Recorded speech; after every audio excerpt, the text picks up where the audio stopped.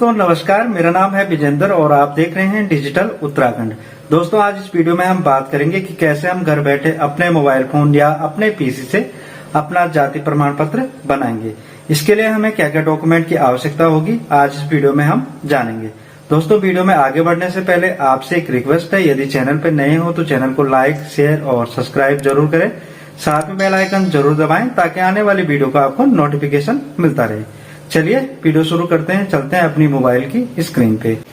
इससे पहले भी मैंने जाति प्रमाण पत्र पे वीडियो बना रखी थी।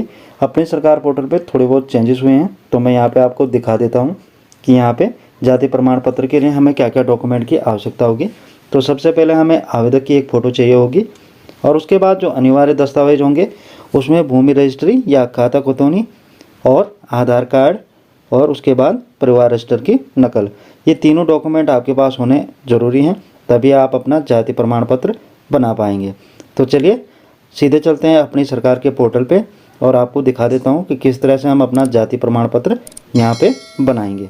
तो अपनी सरकार के पोर्टल को हम इस तरह से ओपन कर लेंगे। यदि आपके पास अपनी सरकार की पोर्टल की आईडी नहीं है तो इसके लिए मैंने ऑलरेडी एक वीडियो बना रखी है, उसका लिंक मैं आपको डिस्क्रिप्शन में दे दूँगा। आप चाहें तो वीडियो देख के अपनी सरकार पोर्टल पे अपना आईडी क्रिएट कर सकते हैं। तो यहाँ पे हम जाति प्रमाण पत्र बना रहे हैं, तो इसके लिए हम जहाँ पे लिखा है नए आवेदन के लिए अनुरोध करें, तो यहाँ पे हम क्लिक कर लेंगे। इस तरह से क्लिक करने के बाद नया पेज हमारे सामने कुछ इस तरह से आ जाएगा। तो जो जाति प्रमाण पत्र है वो राजस्व विभाग से बनेगा, तो राजस्व विभाग हम यहाँ से सेलेक्ट कर लेंगे। राजस्व विभाग सेलेक्ट करने के बाद इस तरह से नया पेज आ जाएगा। तो यहाँ पे आपने जो डॉक्यूमेंट बनाना है जाति प्रमाण पत्र, तो इस पर हम क्लिक कर लेंगे यहाँ से।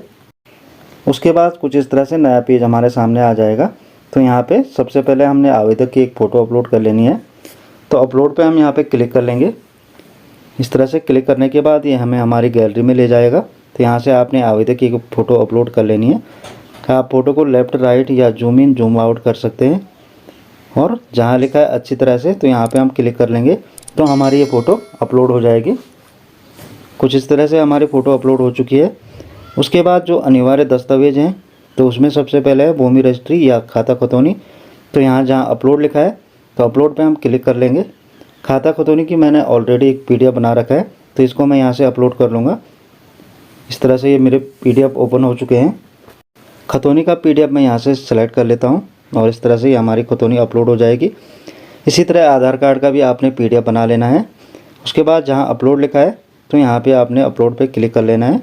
उसके बाद आपका आधार कार्ड का जो भी पीडीएफ आपने बना रखा है वो आप यहाँ से अपलोड कर देंगे। उसके बाद आता है परिवार रजिस्टर की नकल। तो परिवार रजिस्टर की भी आपने पीडीएफ बना लेना है और इसको भी यहाँ से अपलोड पे क्लिक करके आपने अपनी परिवार रजिस्ट्री यहाँ पे अपलोड कर लेनी है। इस तरह से तीनों डॉक्यूमेंट यहाँ पे अपलोड हो जाएंगे। उसके बाद नीचे है वैकल्पिक दस्तावेज, तो इनमें से आपके पास यदि कोई भी दस्तावेज है तो आप यहाँ पे अपलोड कर सकते हैं। जैसे इसमें खतौनी है, हाउस टैक्स हो गया, नगर निगम का मूल्यांकन हो गया, बिजली का बिल, बैंक पासबुक, या आपके पास यदि कोई है तो आप यहाँ से अपलोड कर सकते हैं। नहीं तो आप जहाँ पे लिखा है जमा करें तो जमा करें पे क्लिक कर लेंगे। क्लिक करने के बाद कुछ इस तरह से नया पेज ओपन हो जाएगा। तो यहाँ पे सबसे पहले आता है आवेदक का नाम, तो यहाँ श्री, श्रीमती, कुमारी जो भी है आपने सेलेक्ट कर लेना है। उसके बाद आवेदक का नाम यहाँ पे डाल देना है। उसके बाद नीचे आ जाएंगे यहाँ पे आवेदक का पिता का नाम या पति का नाम जो भी होगा आपने यहाँ पे सेलेक्ट कर लेना है, पुत्र, पुत्री या पत्नी। तो यहाँ पे आपने नाम लिख लेना है पति या पिता का। इस तरह से हम यहाँ पे पिता का नाम डाल देंगे। उसके बाद नीचे आता है माता का नाम, तो जो भी आवेदक की माता का नाम है आपने यहाँ पे डाल देना है माता का नाम। उसके बाद नीचे आएंगे तो यहाँ पे आपने जेंडर सेलेक्ट कर लेना है, स्त्री या महिला, पुरुष। तो उसके बाद नीचे आता है आयु में जितनी भी आवेदक की आयु है आपने डाल देनी है। उसके बाद जो भी जाति होगी, जैसे सामान्य जाति, अनुसूचित जाति, तो जो भी आपकी जाति है वो आपने यहाँ पे डाल देनी है। उसके बाद आता है उपजाति, तो उपजाति जो भी आपकी होती है वो आपने यहाँ से सेलेक्ट कर लेनी है। जैसे राजपूत हो गया, ब्राह्मण हो गया, जो भी आपकी उपजाति है। उसके बाद आवेदक का आधार नंबर यहाँ पे हम डाल देंगे। इस तरह से आवेदक का आधार कार्ड हम यहाँ पे डाल देंगे। उसके बाद आता है पैतृक जानकारी। पैतृक जानकारी में सबसे पहले आता है शहरी क्षेत्र है या ग्रामीण क्षेत्र, तो आपने सेलेक्ट कर लेना है जो भी आपका क्षेत्र पड़ेगा। उसके बाद जिला कौन सा है आपका वो आपने यहाँ से सेलेक्ट कर लेना है। उसके बाद तहसील, जो भी आपकी तहसील होगी। उसके बाद पटवारी लेखपाल क्षेत्र, जो भी आपका पटवारी लेखपाल क्षेत्र है। उसके बाद आपके गांव का नाम आ जाएगा और उसके बाद यहाँ पे आता है पता। तो पता में आपने अपने गांव का नाम, पोस्ट ऑफिस और ज़िला यहाँ पे इस तरह से डाल देना है। उसके बाद आवेदक का एक मोबाइल नंबर आपने यहाँ पे डाल देना है। जो भी आवेदक का मोबाइल नंबर होगा वो आप यहाँ पे डाल देंगे। कुछ इस तरह से हम मोबाइल नंबर डाल देंगे। उसके बाद आता है समीक्षा विवरण। मैं यह घोषणा करता हूँ या करती हूँ कि मेरे द्वारा आवेदन में दी गई जानकारी हर तरह से सही है और यदि कोई भी जानकारी गलत पाई जाती है तो आवेदन यहाँ पे खारिज किया जा सकता है। तो यहाँ पे जो चेक बॉक्स दे रखा है तो यहाँ हम इसको चेक कर देंगे कुछ इस तरह से। उसके बाद नीचे जहाँ लिखा है सहेजें, तो सहेजे पे हम क्लिक कर लेंगे। क्लिक करेंगे तो हमारा जो डॉक्यूमेंट है वो यहाँ पे सारे सेव हो जाएंगे। उसके बाद भुगतान करें और जमा करें पे क्लिक कर लेंगे। उसके बाद हम पहुँच जाएंगे अपने पेमेंट गेटवे मोड पे। तो यहाँ पे आप net banking, debit card, credit card, wallet या यूपीआई किसी भी माध्यम से यहाँ पे पेमेंट कर सकते हैं। तो चलिए मैं यहाँ पे यूपीआई के माध्यम से करना चाह रहा हूँ। यूपीआई पे क्लिक कर लेंगे तो यहाँ पे हम अपनी यूपीआई आईडी डाल देंगे। उसके बाद जहाँ लिखा पे नाउ, तो पे नाउ पे हम क्लिक कर लेंगे। पे नाउ पे क्लिक करने के बाद कंटिन्यू। तो यहाँ पे मात्र आपको 30 रुपये का शुल्क लगेगा और जिस भी माध्यम से आप पेमेंट करना चाहते हैं वहाँ से आप पेमेंट कर सकते हैं। कुछ इस तरह से हम पेमेंट कर लेंगे। पेमेंट करने के बाद हमारे पास इस तरह से नोटिफिकेशन आ जाता है, भुगतान सफल।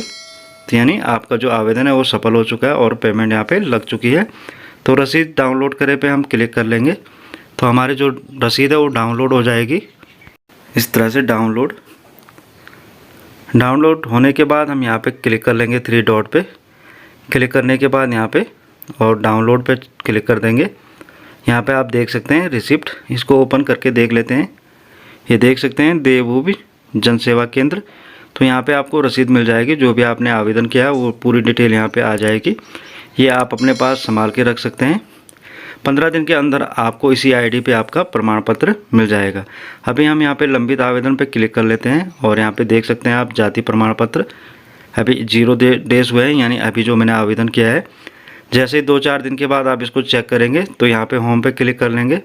होम पे क्लिक करने के बाद यहाँ पे प्राप्त प्रमाण पत्र, यहाँ पे आपने क्लिक कर लेना है। क्लिक करने के बाद नीचे इस तरह से आपने आ जाना है। तो आप यहाँ पे देख सकते हैं जो भी आपका प्रमाण पत्र बन के आ गया होगा तो आप यहाँ पे इस तरह से देख पाएंगे उसको। चलिए मैं यहाँ पे एक जाति प्रमाण पत्र पहले मैंने बना रखा है तो इसको ओपन करके आपको दिखा देता हूँ। यहाँ ब्लू कलर पे हम क्लिक कर लेंगे। क्लिक करने के बाद इस तरह से नया पेज आता है और यहाँ पे जहाँ लिखा है प्रमाण पत्र ब्लू कलर में, तो यहाँ पे हम क्लिक कर लेंगे तो हमारा जो प्रमाण पत्र है वो डाउनलोड हो जाएगा। इस तरह से हम यहाँ 3 डॉट पे क्लिक कर लेंगे। 3 डॉट पे क्लिक करने के बाद डाउनलोड पे हम यहाँ चेक करेंगे, यहाँ 3 डॉट पे और डाउनलोड पे। यहाँ पे आप देख सकते हैं जो जाति प्रमाण पत्र है कुछ इस तरह से बन के आ जाएगा और आप आसानी से इसका प्रिंट निकाल सकते हैं और जहाँ आपको आवश्यकता है वहाँ आप इसको लगा सकते हैं। आशा करता हूँ कि आप समझ चुके होंगे किस तरह से हम घर बैठे अपने मोबाइल फोन या अपने पीसी से अपना जाति प्रमाण पत्र बनाएंगे।